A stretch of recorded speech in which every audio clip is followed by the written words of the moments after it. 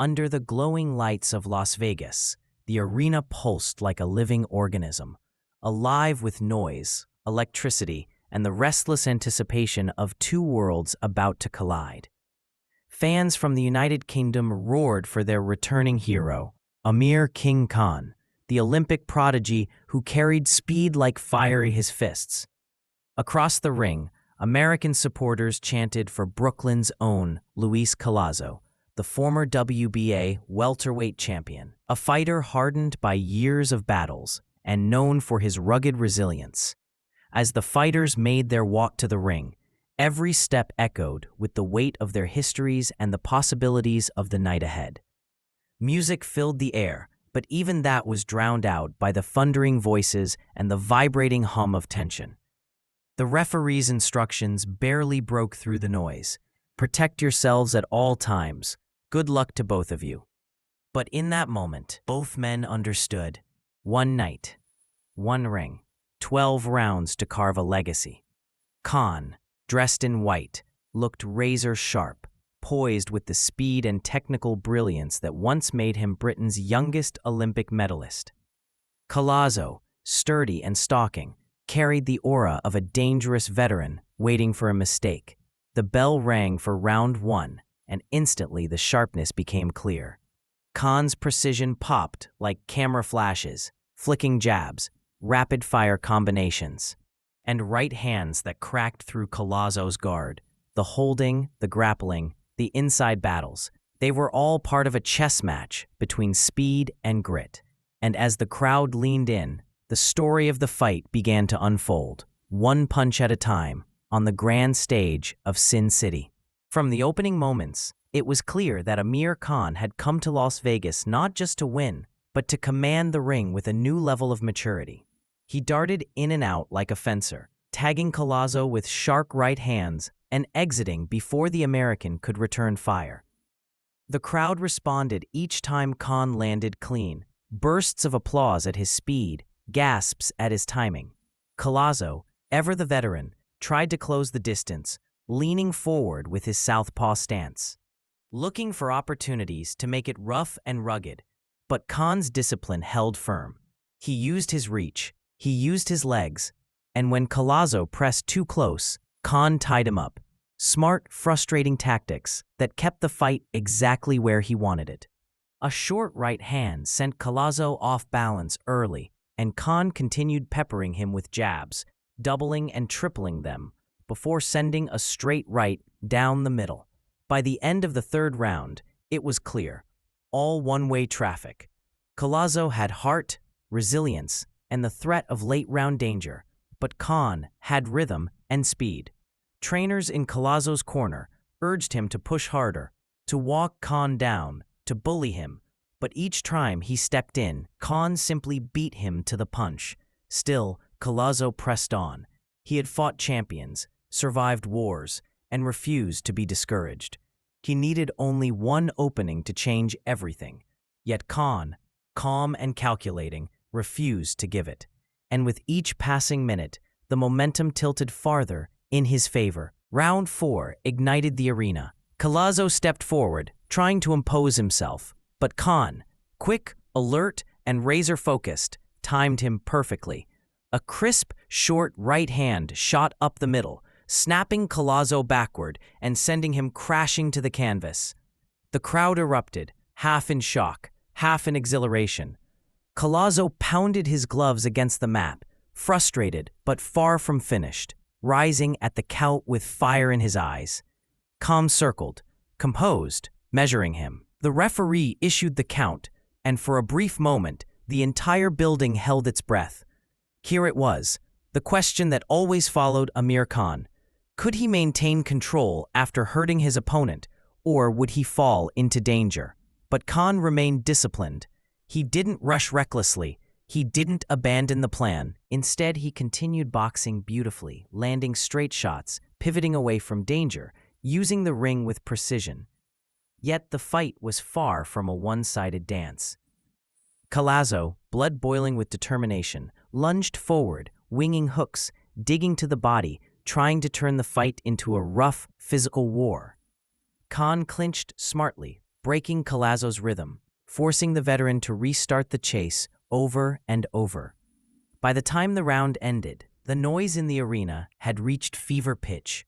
Collazo had been dropped, but he was still stalking, still dangerous, still believing he could break through. Khan had a lead, but Collazo had the kind of toughness that could drag any man into deep, dark waters. And both fighters knew that one mistake could flip the entire night on its head.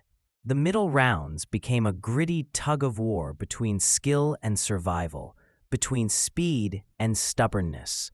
Collazo kept marching forward, cutting the distance inch by inch, trying to force Khan into corners or onto the ropes. And when he did, the fight turned rugged, arms tangled, heads pressed together, bodies shifting in tight quarters. Khan, experienced enough to know the dangers of a close-range brawl, used every legal and borderline legal maneuver he could. He pushed Collazo's head down, tied up his arms, smothered his counters. The referee warned him, the crowd complained, and Collazo's frustration boiled over. The arena buzzed with drama as low blows, head pushes, clinches, and rough exchanges became part of the fabric of the fight. Collazo's corner screamed for urgency. Don't let them take it from you.